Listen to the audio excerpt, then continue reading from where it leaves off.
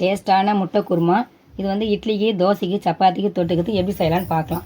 ஒரு கடாயில் வந்து 2 சின்ன கரண்டி எண்ணெய் ஊற்றி, எண்ணெய் வந்து 2 வெங்காயம், 2 தக்காளி, 2 பச்சை மிளகாய், ஒரு சின்ன துண்டு இஞ்சி, ஒரு 5-6 பல்லு பூண்டு எல்லாம் போட்டு எண்ணெயில் போட்டு நல்லா வதக்கிட்டு அதை ஆற வச்சு அரைச்சி வச்சுக்கோங்க.